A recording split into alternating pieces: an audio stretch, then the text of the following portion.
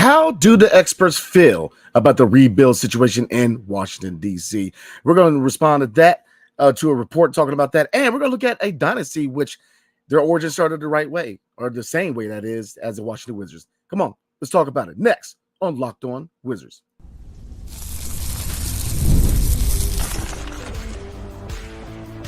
You are Locked On Wizards, your daily Washington Wizards podcast, part of the Locked On Podcast Network. Your team every day. What's up, everybody? It's your boy Brandon Scott again. And let me tell you guys about the new Locked On Wizards newsletter. Your favorite podcast now has a newsletter, everybody. Introducing the Locked On Wizards daily newsletter, a one-stop for the ultimate team and league coverage delivered right to your inbox. Sign up for free now at LockedOnDaily.com. That's LockedOnDaily.com, and start your day with all new free Locked On Wizards newsletter. And tonight's episode is brought to you by FanDuel. You can start the season with a big return on FanDuel. Place your first $5 bet, and you can start it with $200 in bonus bets guaranteed. All you have to do is visit FanDuel.com to get started. And again, guys, with the newsletter, I am writing the articles for Locked On Wizards in the newsletter. There's a lot of good information that not only cover the Washington Wizards, but cover the NBA as a whole. So again, it's daily, it's free, and they're trying to get this thing kicking in motion, man. So I definitely recommend it. It's free, and like I said, your boy's gonna be in there putting out them articles. So definitely, you guys drop a line, let me know how I'm doing with the articles, man. So a lot to talk about tonight. There's an article that talks about how do the experts feel about the rebuild situation in DC, and we're going to compare the rebuild in DC to what the rebuild in Golden State and what to expect, because they're very, very similar. So for you guys who are kind of wondering what to expect in this rebuild, I think the Golden State Warriors give us a clear indication of what to expect. So we're going to talk about that. So let's get into it, everybody. First topic of the night, the report on how do the experts feel about the rebuild situation and the nation's cap. So this is through Bleacher Report, and the article was, they kind of ranked the most promising rebuilds entering the 2024 and 2025 season. And they had some honorable mentions. They had Utah, the Chicago Bulls, Toronto Raptors, Charlotte Hornets. But at number 5, they had the Brooklyn Nets. And at number 4, the Washington Wizards. All right, so we're going to read this real quick. The Washington Wizards would rank higher if it were clear they were able to move off several of their veteran contracts for positive value. However, it's hard to be confident that they'll get anything all that good by moving on from Kyle Kuzma, Malcolm Brogdon, or Jonas Valanciunas. 3 experienced players with starting caliber games who have no place on the team as early in its rebuilding process as these Wizards. If there was a quality first-round pick out there for Kuzma, who's averaged over 21 points per game in each of his last 2 seasons, the Wizards would have traded him last season. Brogdon arrived in the deal that sent out promising young forward Denny Avdia, and the combo guards game is a clean fit almost anywhere. But he's on a full-on rental now as his contract expires after the season. It's fair to wonder if that means his value has dipped below the first-round pick levels. Valanciunas was signed to be traded, but most teams these days aren't kicking down the door for a paint-bound center with iffy defensive credentials. The Wizards' fate doesn't necessarily depend on moving those players for big returns, but if we're ranking teams, the seeming inability to trade for first-rounders matters. Washington also has 3 years and just over $100 million left on Jordan Poole's utterly immovable contract. Pick-wise, the Wizards are in the black. They owe a top 10 protected first to the Knicks in 2025 that'll turn into 2 seconds if it doesn't convey by 2026. And it kind of another good, unless something goes completely sideways, the Wizards will retain the selection and add it to a war chest that includes all of their own future firsts and up to 5 incoming first rounders or swaps from other teams. They basically control the Phoenix Suns' second-round picks through the rest of the decade. The Nets, though, Washington is short on foundational pieces, or like the Nets, though. Number 2 pick, Alex Sarr, is a long way from solidifying himself as someone worth building around, and Bilal Coulibaly, while intriguing, has a similarly uncertain growth trajectory ahead of them. So they covered a lot. They're on point with several things, but there's some things I'm going to kind of respond to. So let me respond to this report. Like I said, I do agree with a lot they had to say. Starting from the top. Now, I made it known that a lot, and moving on from a lot of these veteran contracts, very risky business, because you're relying on moving them, and it's not a guarantee. We saw a lot of hits as far as the trade game with Will Dawkins. We saw some losses. If you look at KP, look at Tyus Jones, yes, we didn't get anything for them, and yes, there was that risk that they were going to walk for nothing. KP was going to walk for nothing. We were able to get something in return, which was Tyus Jones, and then Tyus Jones walks. Even though we had some offers for second round picks, we decided to stand pat, and he ended up walking for nothing. Now, is that alarming? Yes or no? Like I said, there was that risk the whole time that they were going to walk for nothing. So I'm not tripping too much on those deals, even though you would like to get something for KP, absolutely, because he ended up being a really good core piece of a championship team. And you're looking at Tyus Jones, he proved to be a really good floor general in DC that I felt had trade value, and we should have got something in return. But if you look at other trades made, the Marvin Bagley third trade I think was good because you got a guy, in a change of scenery trade where he's shown glimpses of what he can do in DC. So like I said, I think it's way early in the process to really judge a lot on the front office. But let's respond to a lot of the rest of the interview real quick. I'm not interview the article. They said they don't really think that we're going to get too much from Kyle Kuzma, Malcolm Brogdon, or Jonas Valanciunas. Now, look at that Kyle Kuzma, the asking price of 2 first-round picks. I don't think it's going to happen. I think you're looking at along the lines of 1 first-round pick. And the way he's been struggling and a lot of the friction he's had in D.C., you very well could see a situation where they're going to be on the hurry to move him. Like I said, because right now we don't know really what's going on. It could be off-the-court stuff. We don't know if it's family stuff. We don't know what's going on with him, but he does seem like he's playing into shape. And he does look like he's uninterested, and he's, just seems like he may not want to be here much longer. And it really, to me, is kind of confusing because this is 1 year after he vetoed a trade to the Dallas Mavericks, and he's been very vocal about liking DC, liking the organization, liking what the situation is here in DC. So, to flip around and want to be traded, like I said, I'm not going to elaborate too much because it's not concrete what's going on. Like I said, once we figure out what's going on, whether it's off the court, whether it's on the court, whether we even find out at all, we'll see. And like I said, once I find out, you guys are going to find out. But let's look at the rest of this article. Like I said, Michael Brogdon, that's risky. Jonas Valanciunas, those are risky players to move. Jonas Valanciunas, I think we will be able to move him.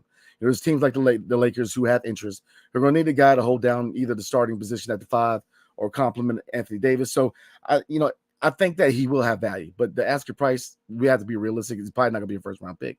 Now, the Lakers, that could be a first-round pick. We could sway the 2029 first-rounder from them. But the thing is, they could be hesitant to move any kind of draft capital because LeBron James only has a couple years left. And after that, it's a rebuild. I don't see Anthony Davis being marquee. I mean, he was a marquee guy to build around in New Orleans, but they never could quite build around him. And, being in L.A., can he hold down being the guy after LeBron decides to retire? Big question marks. Like I said, I see them probably moving on from him and rebuilding. That's what I would do if I was Lakers. So, look at this article. They're on point. Brogdon, very risky, man. Very risky because he's already hurt. And we know he can play. But the biggest thing with Brogdon is availability. Availability is your best ability, and he's often hurt. So, the fact that he's already hurt could bring down his value a little bit. They kind of hit the nail on the head with Denny. They're able to get a really good deal for him, but it is still questionable to move on from a 23-year-old forward, man. But like I said, Bob Carrington, I think, is a really good consolation prize. I think the kid has star potential, and I think that if you move on from a player like Denny Avdia, I'm not complaining too much because Bob Carrington shows that he can play. Now, there's going to be some growing pains this year, but I think we are definitely heading in the right direction. Like I said, man, it's going to be a long road, guys. So kind of reacting to the article, not a lot of love for the Washington Wizards. Not a lot of love. I think a lot of people do respect the culture change and what they're trying to do, but obviously there's not a lot of love, especially when you look at the fact that Jordan Poole's contract is something that a lot of people around the league look at as immovable. And I've made it known that looking at Jordan Poole, if he wants to be here or if he wants to be traded elsewhere, he's got to help us help him. And I think that he's a guy that kind of like Kyle Kuzma. But even though Kyle Kuzma, bad body language and all that, but Jordan Poole has shown that he may be a future piece. But then if you flip the other side of the coin with the contract, they very well could, look at him as a trade asset and move on from him. Because look, he showed last night that he could play. Now, the biggest thing with him is consistency. The difference between the average and the all-stars is doing it day in and day out every night, putting these type of performances in. So, look, really good game. Definitely love what I saw from JP13, but we want to see a string here, man. We want to definitely see some consistency and him be that dog on a consistent basis. So, like I said, I don't disagree with the article because, like I said, really good points.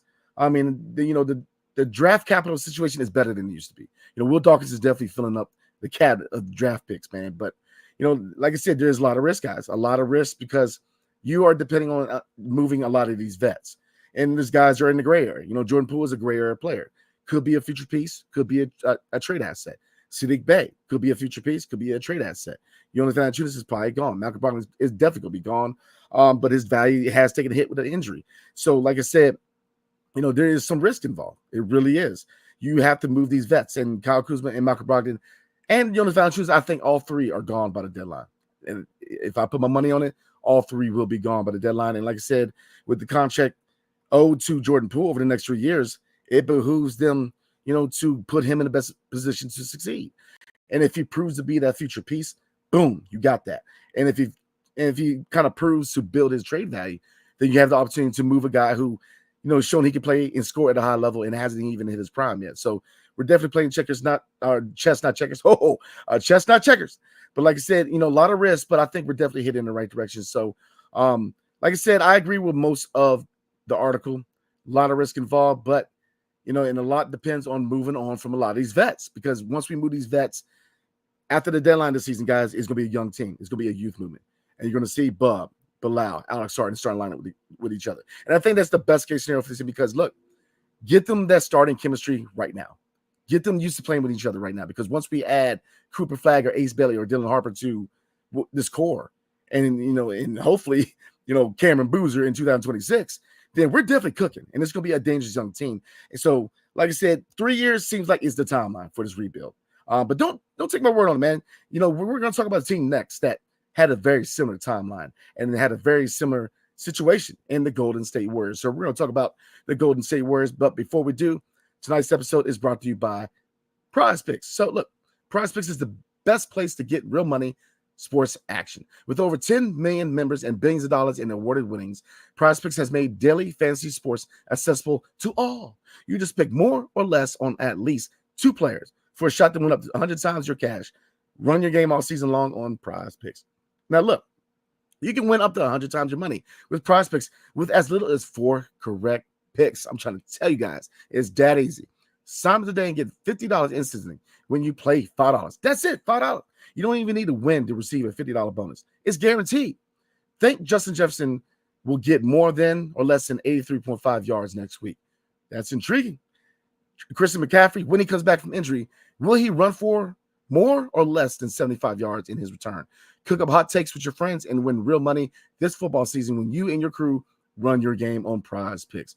So look, do yourself a favor, and all you have to do is download the app today and use promo code LOCKEDONNBA to get $50 instantly after you play.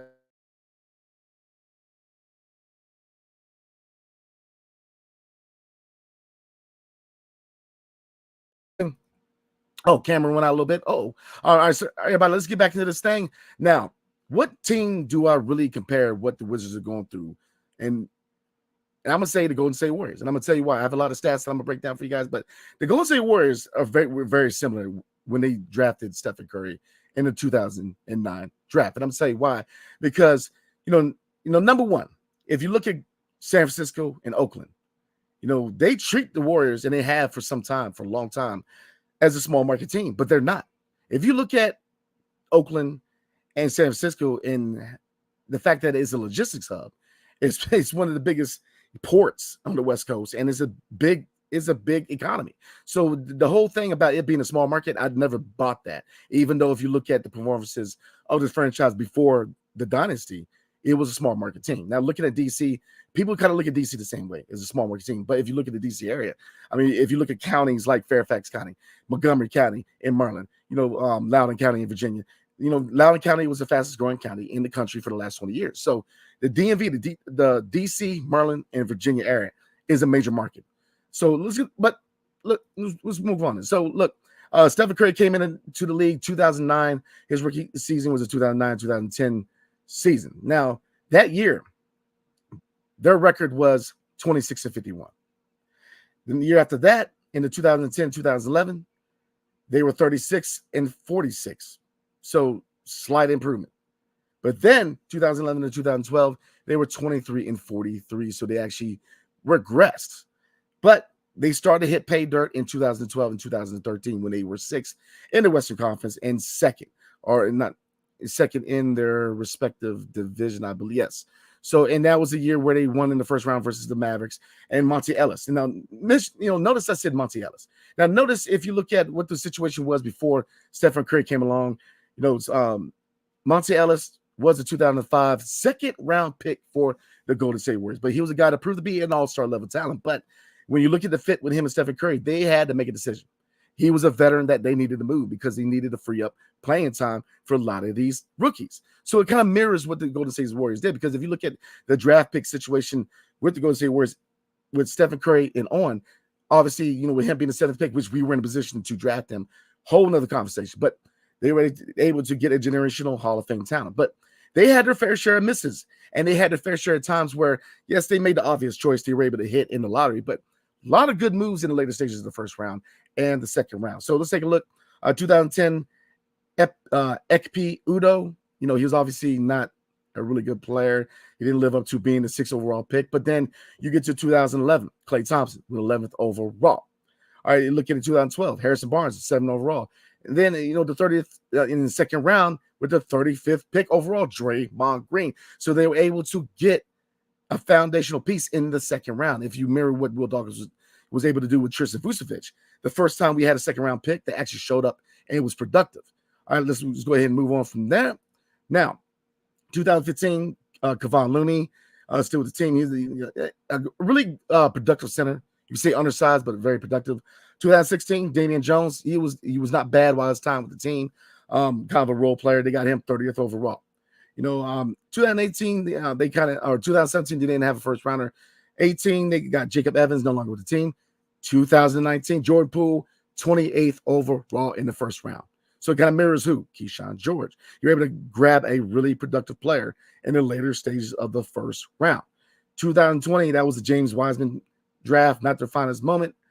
But 2021, they were cooking with oil by grabbing Jonathan Kuminga with the 7th overall pick and Moses Moody with the 14th overall pick. And, of course, it goes on from there. So, like I said, you guys kind of see what I'm saying. They built through the draft. And they had their fair share of misses, but they were able to build a dynasty strictly through the draft. Now, and when it was time to make that move, and you can tell the year they made the move, because Iguodala was that guy coming over, long-time Philadelphia 76ers and Denver Nuggets star Andre Iguodala ended up being that glue guy for them. So I kind of see the same situation with the Washington Wizards, right? Where, you build through the draft, and when it's time to make that one move, the Andre Iguodala move, you make that move. And the same thing with Wiggins, the Wiggins, who's currently on the team. When you make that final piece, and that's why draft picks are so important, because number one, yeah, they're obviously a way to get young talent through the draft. But two, if you look at a major move for a lot of these, that one star move that make the kind of push your team over the top, you need draft capital to make that happen. To get the Rudy Goberts, to get the Donovan Mitchells, you need draft capital to make that happen. If you look at Mikal Bridges, a lot of these moves made by teams or contending teams, they needed draft capital to acquire this talent. And that's why I think that by Will Dawkins adding talent, especially in 2029, 2030, by that time, we look to make that one move that pushes over the top. So, like I said, I think the Golden State Warriors are definitely a really good example because, again, they went through 3 years. 2009 was the rookie year of Stephen Curry, and it took 3 years for them to figure out the next 2 years after that, from 2012 to 2014, they were kind of in that mid-game where they were good, still developing, but, they were still to the point where you're starting to see the potential of them being a contending team. And then once they hit 2014 and 15, they were a championship team. So, like I said, I definitely think we mirror not only Oklahoma City, but Golden State. You build through the draft, supplement through free agency, flip a lot of your vets, acquire all the draft capital you can, and then when it's time to roll and make that move, you go out and get that guy. And I think that the Wizards are definitely heading in the right direction. Like I said, there's a lot of I think a lot of us understand what to predict. It is a predicament to a certain degree, but what situation the Wizards in? We're going into year 2 of a rebuild. I think that most of us know that, progression is not wins and losses. As much as it pains me to say that, I know it's hard to really say that, but what is winning for this team this year? It is progression young talent, especially Bilal Coulibaly, second-year guy. You definitely want to see some progression from Alex Sarr, Bub Carrington, Keyshawn George. But the next 2 drafts are important. I'm telling you right now, Cooper Flagg, if you're able to add a Cooper Flagg in the draft, which is a superstar talent guy, a guy who could be the face of this franchise, you make that move. Ace Bailey, in my opinion, same boat as Cooper Flagg. He's a guy who could be the face of your franchise. And if you go in 2026, you have Cameron Boozer. So we're heading in the right direction, guys. But like I said, there's still people that were very upset yesterday. And look, it's never fun watching your team get blown out. But I understand, too, that they played the Boston Celtics. They played a team that right now is ready to make a run for the NBA Finals. So, and they played them well in the first half, and I get it. Winning the first half doesn't win the game. But, like I said, I think that 85 to 90% of us know what this team is going through and know what it takes to get through this. It's going to take patience, guys. And a lot of people, like I said, it's never fun watching your team get blown out, man. But you see the progression. I mean, Jordan Poole has played a really good game. Jonas Valanciunas has shown that he still has something left in the tank. So you're going to be able to get something for him, especially if he shows that effort day in and day out, man. I think that whether he's a starting center or coming off the second unit, he's going to have some trade value. So we're going to be able to move him. But like I said, give us some time, guys, because I definitely believe that after the 2026 draft, we're going to have the young core in place to go forward. And you're going to start to see progression overall as a team. You're going to see a better team after the 2000. I'm telling you right now, this team will be closer to the plan and an AC in the 2026-2027 regular season, in my opinion. I think that is a year where you're going to see some significant progression from this team. But like I said, you guys definitely look at Golden State because that is the blueprint, in my opinion, of what they expect in Washington. So like I said, for everybody that doesn't know what to expect, I get it because we've never been through a proper rebuild. The Golden State Warriors, if you were seeing what they were able to accomplish strictly through building through the draft and supplementing through free agency and the draft or the trade market, they are the success story. And I think that we could be the next one. So like I said, patience is a virtue, y'all, but we're definitely headed in the right direction. So let's get in the comments so we can start off this Friday night like we always do, baby. All right, before we do, tonight's episode is brought to you by FanDuel. Hey, NFL fans, you can start the season with a big return on FanDuel, America's #1 sportsbook. Excuse me. Woo, got the burps, y'all. So when you get a hunch in the middle of the game, you can check out the latest stats, view, live, play-by-play, and so much more on the same page where you place your bets. You can start with $200 in bonus bets guaranteed when you place your first $5 bet. That's FanDuel.com. All right, everybody, let's get into it. Let's get into these comments.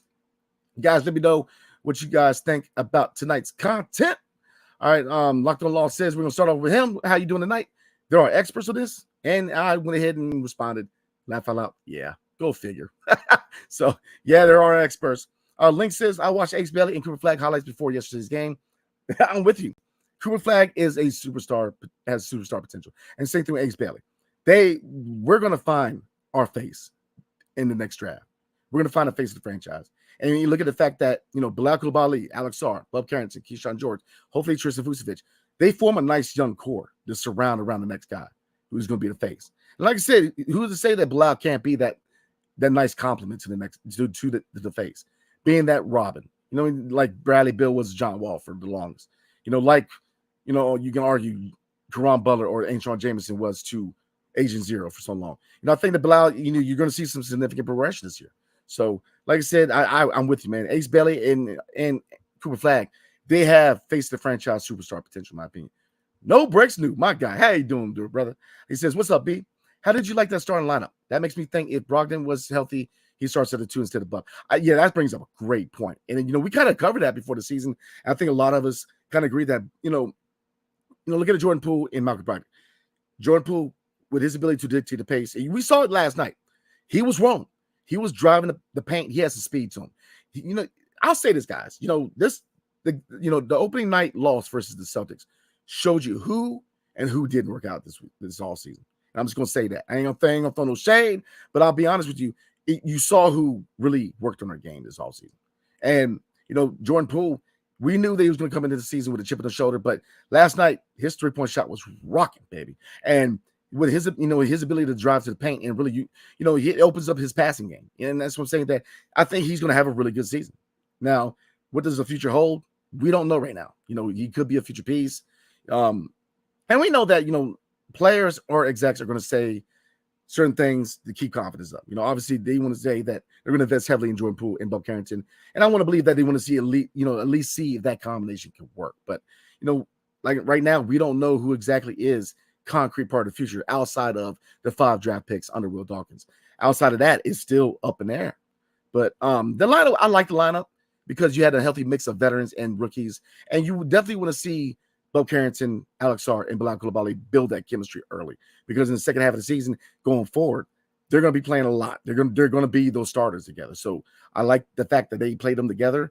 But when Malcolm Brogdon comes back, I definitely think that, either A, he could be the 2 guard, or he's going to be the 6 man. And then looking on the second unit, man, I'm very intrigued to see Keyshawn George and Corey Kispert really form that 1-2 punch, that scoring punch off the second unit. So appreciate you, brother. Definitely appreciate the comment. Locked on Law says if Poole wants to drop 28 points a night, why move him? Exactly. I mean, if he can show that he can be a future piece, I have no problem with him being here long term. Now, saying that, I trust his front office. So if they decide to move him, like I said, I like Denny, I liked his game, I liked his fit here long term, but moving him, we were able to get a really good package in return. And while I didn't really see I didn't see why it was logical to move a guy who was 23 before you move a guy like Kyle Kuzma, but we got a really good package in return. So look, I trust in the front office. So if they decide he's movable, then he's movable. If he's a long-term piece, if he's able to drop 28 points a night, I mean, I don't know why, especially a guy who hasn't in his prime yet, we'll see. We're definitely cooking with oil, y'all. Bucket Getter says, Kuminga, Flag, or Ace Belly to replace Kuz is the way. Man, good question. Kuminga, man, like I said, I think the one thing that really holds up any potential deal for Jonathan Kuminga is the fact that he wants a max contract. I don't want to see a max contract anywhere near this team anytime soon, man, till it's warranted. I'm to the point where I'm tired of max contracts in DC. We watched them give out a max contract to Gilbert Arenas after his knee injury. He was never the same player. We watched him give a max contract to Juwan Howard and ended up going somewhere else. We walked in, and he had his fair. He had injury issues to a certain degree. We watched him give John Wall the extension, even though I think most of us agreed that was he worth it? Yeah, but it came at, again, the most inopportune time with an injury that ended up being a career-altering injury. So we need to hold back on his max contract. And then with obviously Bradley Beal, where the guy who's probably a second or third option, now he's a third option in Phoenix. We gave him number one scoring option money. We gave him face of the franchise money. So we need to hold back on the maxes. And so looking at Jonathan Kuminga, I'm not in a hurry to jump back into that max contract, man. Even though I think that Jonathan Kuminga, if you look at his skill set, his defense, his offensive capabilities, and the fact that, I think he's a guy who could play well in DC. It's just, the reports say he wants a max, and I'm not ready to give him a max, man. Not yet. I definitely want to hold back from, any big contracts at this point till we get to the point where, obviously 3 years with Bilal Coulibaly, the first guy up with contract extensions. That is as soon as I want to start spending money on a homegrown talent like Bilal Coulibaly. All right, Bucket Getter says we got to keep JP. I'm with you on that. If he proves that he could be that guy, you keep Jordan Poole. I mean, he's a guy who's shown he can play at a high level, and he hasn't hit his prime yet. The NBA, your prime is from 27 to age 31. That is the height of your capabilities of a player. So he's still a year away at the minimum from hitting his prime of who he is as a player. And look, he's still developing too. And that's why I think that not only is Brian Keefe, our head coach Brian Keefe, important for guys, the core five, but they're important for players like Sadiq Bey. He's important for players like Corey Kispert. He's important for players like Jonathan Jordan Poole, because they're still developing. They're still they're still young, 25 years old. They're still developing as players. Now, Corey Kispert, I think, is the closest to all of them as far as who he is as a player, the final product, with his ability to shoot and move without the ball, the basketball IQ, and the other factors, man. But Jordan Poole is still developing. So let Brian Keefe do his thing. Let him cook just like we're letting Will Dawkins cook. All right. Let's see. Bucket Getter says locked on law. Liking JP, question mark. He was balling if that's the case. Oh Lord, yeah. I know last night, man, we had a fair share of dialogue, and I love dialogue, man. But man, it was electrifying night last night, man. So Link says my prediction is that if JP does what he did last night on a nightly basis, they will follow the OKC, Indiana Pacers, and Knicks formula. Trade for a young point guard that breaks out X, Tyrese, Shai, and Brunson. Good point. Good point. That is a good point, man. And I kind of see the same scenario. That is an excellent point, because, if you look at all three of the formulas, man, point guard was the one move that kind of brought everything together.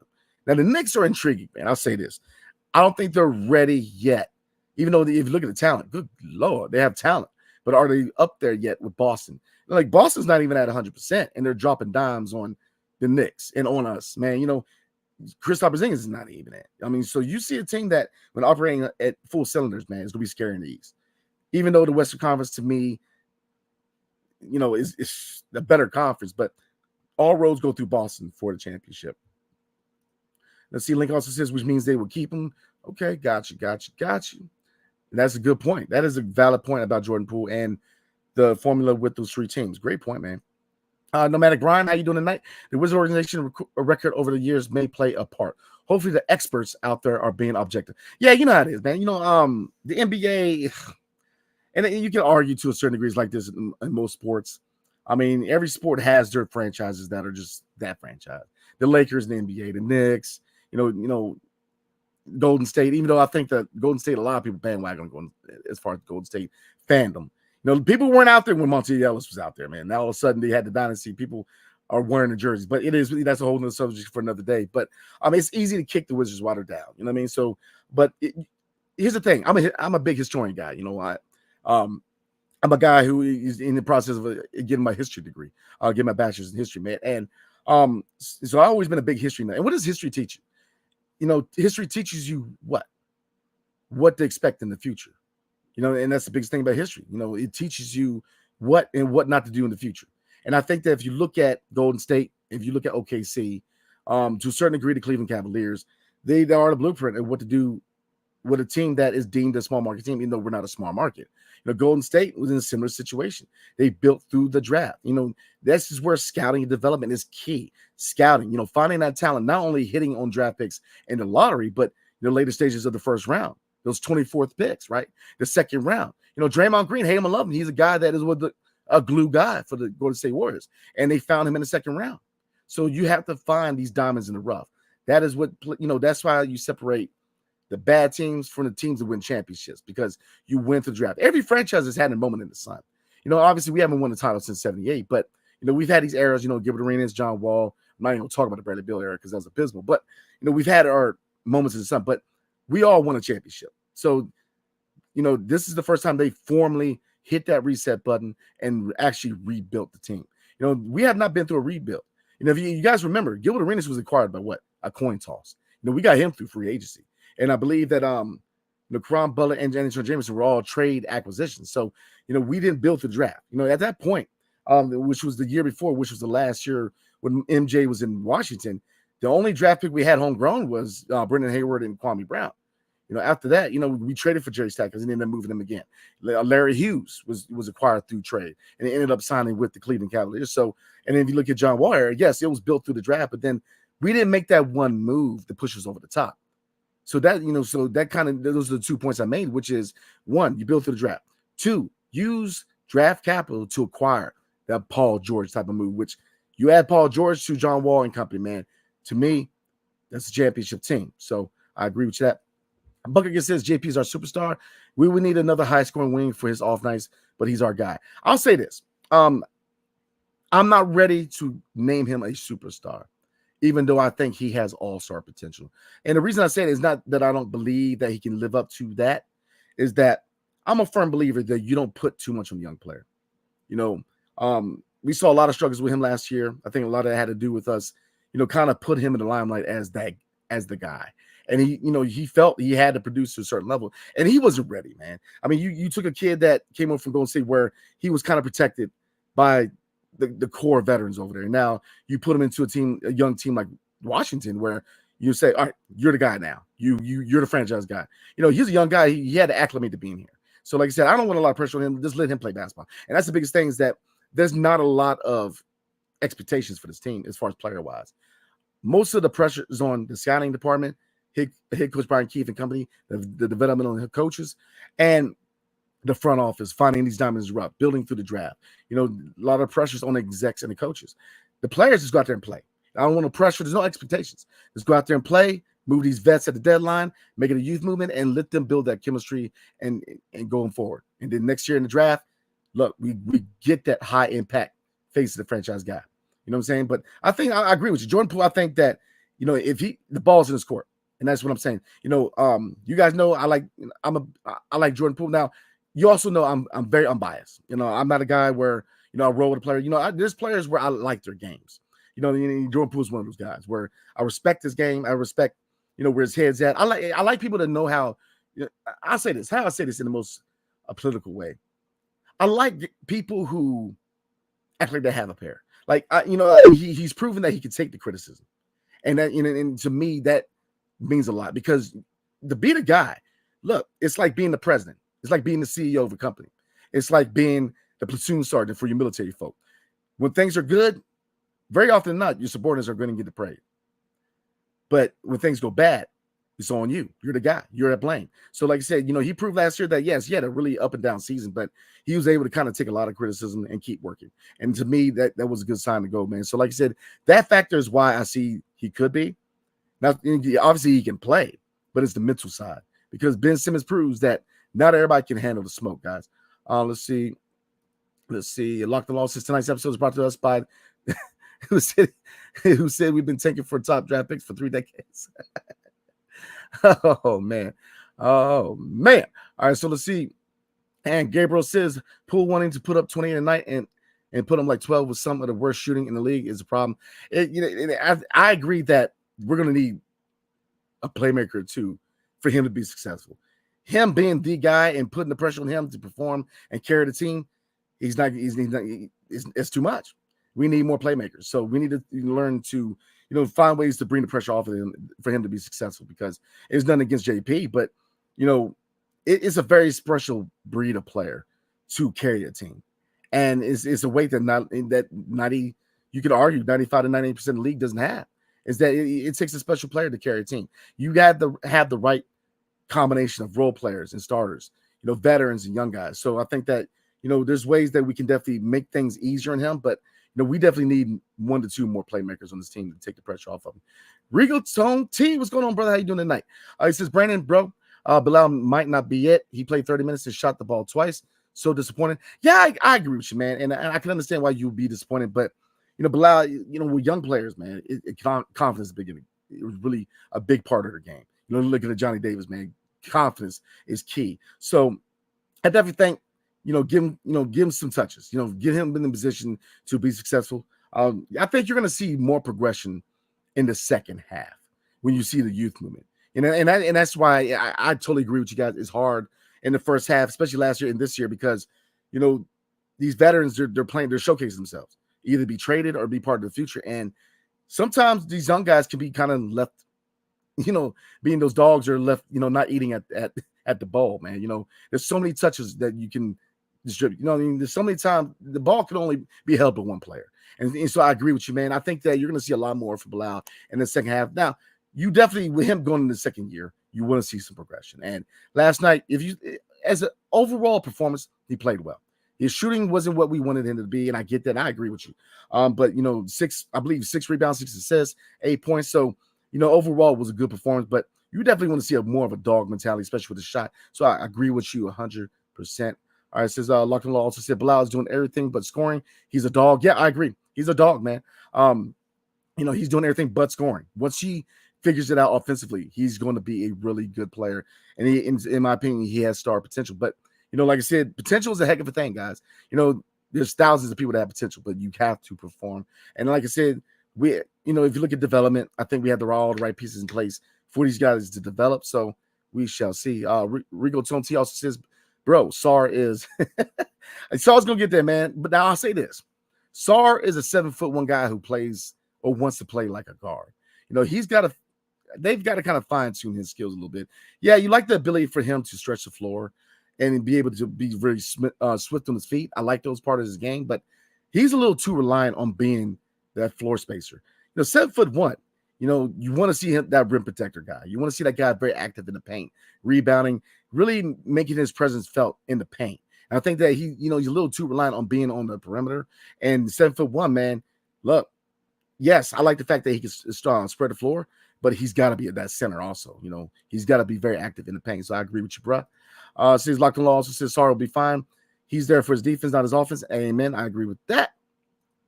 Nomadic Brian, what's up? Says I like the content. Would like more on where the needs are as we move forward. Who might be draft targets in 2025? Got you. You guys already know. Hey, man, you guys know me, man. Anything you guys want to see, definitely let your boy know, man, because I'm going to start. There was a comment last night that on live recaps of games, you guys want to see the actual stats on the screen. So I got you guys. And like I said, I'm in the process of doing some giveaways, man. I got to get it clear through my network first. But there will be a game giveaway potentially this year where there will be opportunity for a few people to go to a Wizards game with me and possibly get some to eat and chop it up, watch a game together. And then, there's going to be a jersey giveaway. This is all possible. It's not concrete yet. It's not 100% right now. But I want to be able to give out one of the new City Edition jerseys to a fan, man. So definitely want to get more active as far as giveaways. And like I said, somebody reached out to me and said they wanted me to put the stats up. I got you, man. Because, look, you guys put into this just like I do. So like I said, this definitely appreciate it. And like I said, Regal Tone T, shout out to him, man. He also brought up a good suggestion too. I'm gonna see whether we can have calls coming in during the video. These capabilities I'm definitely looking at, guys. So like I said, definitely appreciate the feedback from everybody. Alexander says I ain't watching no more Wiz games until Kuzma's gone. Can I believe this organization didn't trade him when they had a chance? I agree with you.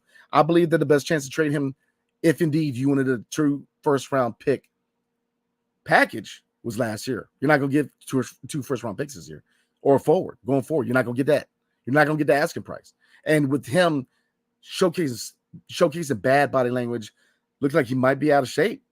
And then, like I said, guys, we don't know. Like I said, practice is so go. He was not a full participant because of personal matters. So he may have some stuff going on off the court. And I get it. I'm a firm believer with a lot of you guys. You make that money. Look, you got to push through it, man, because if a cashier at McDonald's can work through personal issues, then so can an NBA player. So I agree with that too, guys. So, all right, guys, we're going to try to get these comments because you guys know how I am. We're at the 41-minute mark. So definitely appreciate you guys rocking with your boy on a Friday night, man, because this bourbon been giving me the Eva. You need to chill out too. Let's see. JP been in the gym just like Drew Gooden said. Bilal had a huge summer with the Olympics. Absolutely. You see that JP's been putting that work in. Bilal's been putting that work in. Just, with Bilal, you're going to see some progression. You just give him some time. I think he'll be just fine. Bucket Getter also says Sar will be good. Just missed some shots. Defense is so good. He will be Mobley with a jumper. Amen. That's a good comparison. Perimeter D is also very scary at 7'1". Yeah, defensively, he's like Bilal. He's a dog. It's just finding the offensive game. And like I said, 3 years is the timeline, guys. 3 years is the timeline. So, like I said, Bilal's a guy that you could possibly see him break out next year, if not the year after. But this year is still going to have a lot of growing pains with him. So definitely expect some struggles too. You're going to see some progression, but it's still going to be a fair share of struggles, man. Because look, a lot of these guys we drafted are potential draft picks. When they looked at them in the draft, it wasn't so much who they are now, it's who they are in the future. And this is a question this was a conversation I had with Will Dawkins, man, that I had, after the media day a couple of weeks ago. And I asked him, I said, is kind of the vision is when not so much a player who they are now is who they are in the future. He said, absolutely. We're looking at who they can be, not who they are. So that tells you, man, that the rebuild is all about developing very raw but young talent, y'all. So anti-social extrovert says we're a few years away from contending. Yep. Building a solid team takes time. Absolutely. So our played particularly nervous in game one. I trust he'll mellow out. Denny looks unhappy in Portland. Any chances of a do-over? Lord, too early, man. But Sar, nervous game one. Look, man, game one was against the Boston Celtics, guys. I mean, it's not like game one was against the Toronto Raptors, which, by the way, Saturday is the Cleveland Cavaliers. Yo, I don't know what it is, man. For some reason I had Toronto Raptors on the mind yesterday. I don't know why, but Saturday, and we're going to talk about it at the end of the video, but Saturday is the Cleveland Cavaliers, not the Toronto Raptors. I don't know why I had Toronto on my mind. But Denny being man, look, it's tough because, he thought he was a future piece here and he got traded. But look, but saying that, let's not be naive here. It's a business, right? Every player knows that, look, it's a business. There's a possibility that you could be traded, released, waived, demoted. So it is what it is. So I wish him well in Portland. I think Portland has a really nice young team between him, Shaden Sharp, Scoot Henderson, Donovan Clingan, Jeremy Grant's a nice vet out there. They got DeAndre Ayton. DeAndre Ayton is one of those guys where he has so much talent and he's so lazy, man. If he was not so lazy, DeAndre Ayton would be one of the best centers in the NBA. But I think Portland is definitely headed in the right direction. I didn't see anything about him being unhappy, but it's one of those things, man. It is what it is on that front. Could we eventually require? I don't know. I mean, that's down the road, man. Right now he's not going to be. If he does come back to DC, it ain't anytime soon, man. But Let's see. Bucket Getter says, please keep JP in DC. I'm with you. JP looked good. Like I said, we need consistency now. But look, he came into the season with a chip on his shoulder. And like I said, I don't know how many of you guys saw the question I asked him. It did go viral. I asked him the other day about having to prove himself. He said, look, he's very confident about himself. I say that, but which is where you want your star guy to be. Like you want a guy to be confident. He believes heavily in his abilities, and he can play. I think we'll all argue he can play. It's just consistency. And I say it all the time. The difference between the average NBA player and your all-stars is consistency. Your 25 points a night have to be on most nights, where your average player, it goes up and down. So Locked on Law says, amen. The only max I want anywhere near this team is Crosby to the Commanders. Oh, man, I'm with you on that, man. And there was reports that he wants to stay with the Raiders. But, man, that was one guy I wanted us to target. Max Crosby would be nasty with the Commanders, man. Bucket Getter says, Kuminga definitely doesn't deserve a max. I can agree. Yeah, he doesn't deserve it. It's not to say he's not a good player, but he's not a max contract player. I think he could be a really good player at the 4 for this team. You add Kuminga to Bilal Coulibaly, Alex Sarr, Keyshawn George, and Bo Carrington, and then you go into the 2025 draft with Cooper Flagg and Ace Bailey. Come on now. That's scary. It's going to be a scary young team. It's just the process. Let's see. Bucket Getter first win tomorrow. Cleveland Cavaliers is a hard matchup, man. Hard matchup. They are a hard matchup. We'll kind of do an unofficial preview before we roll out, guys. I kind of go over real quick the 3 keys of victory, but tomorrow night, 7:00, Cleveland Cavaliers at Capital One. It's gonna be a hard one, man. Like I said, Cleveland's a team where they're gearing up for a run in the Eastern Conference, even though I don't think they're quite there with New York. I think they might be up there with New York and Milwaukee, but all roads go through Boston, guys. Let's see. The Unknown Ism says, I'm sorry, but JP got to go by the deadline. Like I said, everybody's got their own view, and I love that, man. Whether, and like I said, it's split like most things now, right? But, either you see him as a future piece or you see him as a trade candidate. And I'm a guy that, yeah, I do like his game, but I'm not naive to the business of the NBA. And, you could definitely see both scenarios. You can see them keeping him here long term, and you can see them flipping him, especially if you look at the contract situation. But, he's a guy that, look, he can play at a high level. So I think he definitely deserves the chance to prove he can be that guy, and the ball's in his court. You know what I mean? He also says we need more draft capital. Amen on that, brother. We definitely need more capital. I think we're going to get there after the deadline, but there are some risks involved, guys. So like I said, I'm trying to get through all these comments. Man, appreciate you guys, man. A lot of comments, man. I definitely love chopping it up with you guys, man. So I'm going to try to do 1, 2, maybe 2 more comments, guys. Like I said, we're getting up to 47 minutes on this episode. So definitely appreciate everybody that did the comment. Matter of fact, this week coming up, just because all the love tonight, guys, we're going to do a mailbag episode this week, man. So I'm going to try to knock out everybody's questions, man. So I definitely appreciate everybody. So I'm going to try to do a couple more, guys. Let's see. Avery Lee, what's up? Says, be patient. The future looks bright. Building through the draft is what it takes. Amen. I agree with you 100%, man. Locked Law says, patience is all I had. Been a fan since the team was in Baltimore, man. That's a minute. But I agree with you, man. Look, fans like you deserve a championship. Let's say that. Just give them some more time, man. I know it's hard. I get it. Heard a lot of lip service, seen a lot of errors not pan out. Man, but we're seeing things being done in the team that we haven't seen before, man. So I get it. I get it, guys. I really do. I get it, man. Avery League also says Jordan looks like he's more content with the process and he's growing in his role. Yeah, he wants to be part of this. And Kyle Kuzma kind of said that, but it's seen more and more that he may not want to be part of this, man. But like I said, we don't know what's going on. And I don't want to speculate too much. Like I said, you have expectations of Kyle Kuzma because he's that number 1 scoring option. But like I said, everybody responds differently to off the court issues. And I know me personally, I'm the type of guy where if I get into it with somebody that I actually care about, I shut down.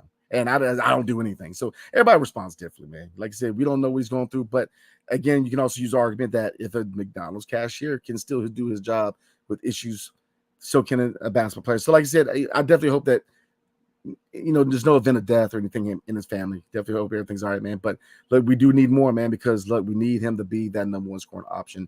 And look, he wants to be here. If you're here, you have to produce, man. And that's where I'm at. Let's see. Bucket also said mid-range is a forgotten art. Yeah, man. I like JP Bilal Kuz mid-range games, but it isn't a shot a lot anymore. You see Bub hit one yesterday, and Brogdon might hit them. Koulibaly can eat in the mid-range. If you look at, I think the mid-range is starting to come back a little bit. Now, obviously, it's been a 3-point shooters league for a while, but defense and mid-range game are two things I think are definitely coming back. Defense is going to be more of a premium going forward, man. So I hate to miss anybody's comments tonight, guys. I really do. You guys know me, man. So I'm gonna do one more, and we're gonna have to call it a night, guys. All right, we're gonna do this. Bucketer says sliding with Tatum at 6'1" is crazy. First team All NBA is going to make shots. Look, you see the defense potential with Blau and Alex Sarr. The defense is there. Sarr, man, he's swift on his feet. So give him time, guys. So, all right, guys, we're going to call it there. 50 minutes tonight. Definitely appreciate everybody, man. Showing love, showing out. Definitely chopping up with your boy tonight, man. We starting off this Friday night like we always do. So, I got a few more things I'm going to cover real quick, guys. But before we do, your favorite podcast now has a newsletter. Introducing the Locked On Wizards Daily Newsletter, a one-stop for the ultimate team and league coverage delivered right to your inbox. Sign up for free now at LockedOnDaily.com. That's LockedOnDaily.com. And start your day with the all-new free Locked On Wizards newsletter. All right, everybody, we've got a few more things we're going to cover real quick. I'm going to pull up the schedule because tomorrow night, 7 o'clock, is the Wizards play the Cleveland Cavaliers at Capital One. So bear with me real quick because for some reason when I want to pull up the schedule, it takes just time. So, but like I said, forgive me for saying the Toronto Raptors yesterday. I don't know why I had the Raptors on my mind. I don't know. A weird day. So pull up the schedule real quick, guys, going forward. Now, guys, tomorrow I will be going to Charlottesville, Virginia to attend the University of Virginia versus University of North Carolina Tar Heels football game. So it's a 12 o'clock game, about 2 hours away.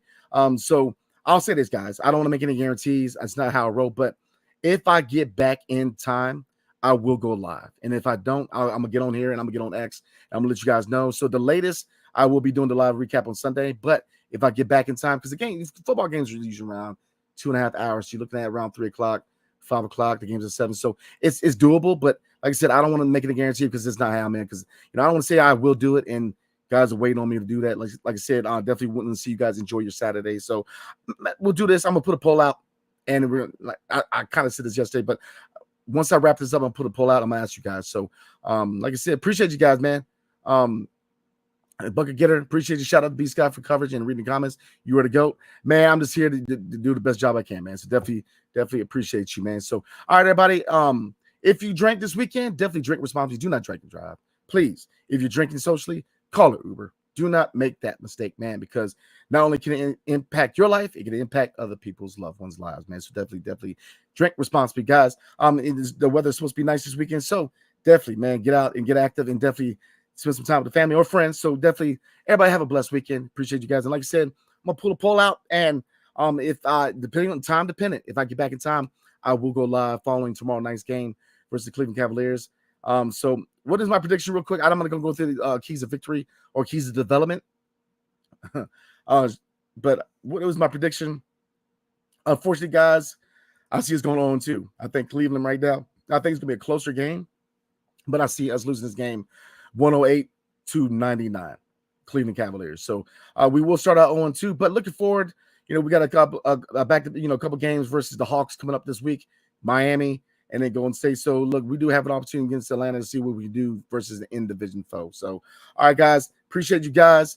Hail to the Wizards and peace. See you guys on tomorrow or Sunday.